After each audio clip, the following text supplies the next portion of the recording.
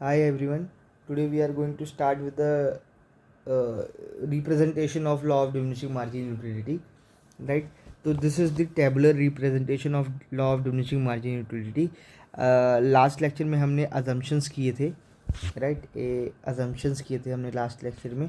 इस लेक्चर में हम करने जा रहे हैं tabular representation of law of diminishing marginal utility.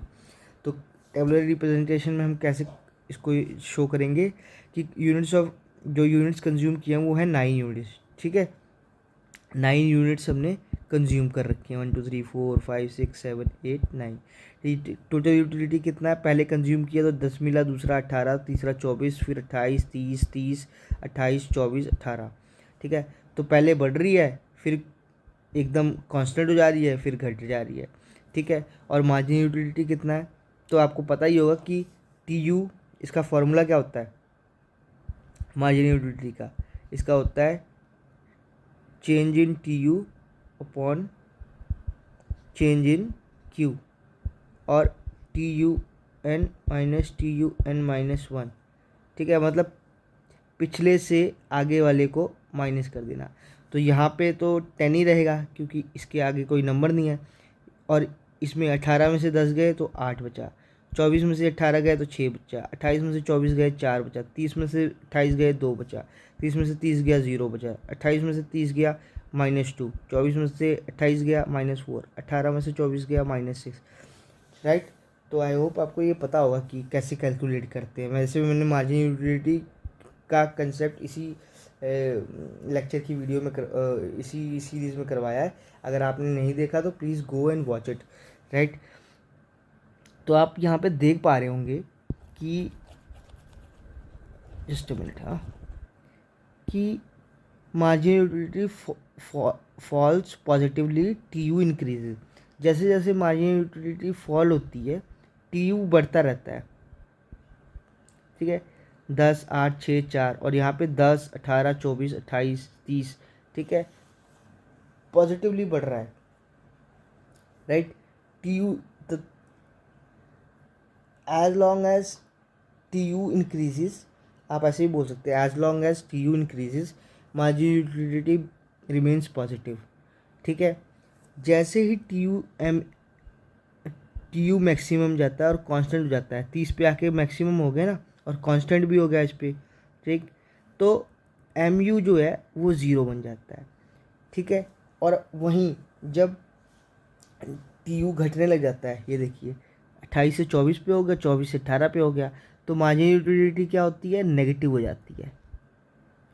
ठीक है, तो this was the whole story about the tabular representation. Right? If we go in the diagrammatical form, so this is how it represent this diagram. ठीक है, अब इसमें क्या है? इसमें वही है, पहले मार्जिन, ये है आपकी टोटल यूटिलिटी. ठीक है, इसको हम, ये है मार्जिनल यूटिलिटी, ये वाली लाइन. ठीक है, तो पहले टी यू इंक्रीज हुआ. ठीक है, तो एम यू पॉजिटिव रहा. जैसे ही टी यू हाईएस्ट पे गया और कांस्टेंट हो गया, एम यू ज़ीरो पे आ गया.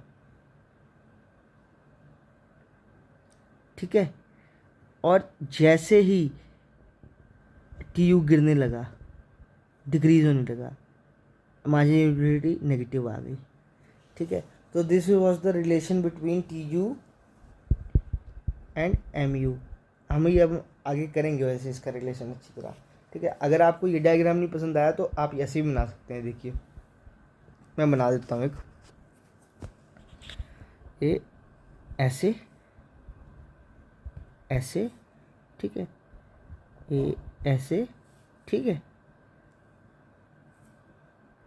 यहाँ पे ये इसका हाईएस्ट पॉइंट है. ये तो मैं रफ बना रहा हूँ, आप अच्छी तरह बना लीजिए. ये है. ठीक है, this is T U, this is M U. ठीक है, तो as long as T U increases, M U positive रहता है.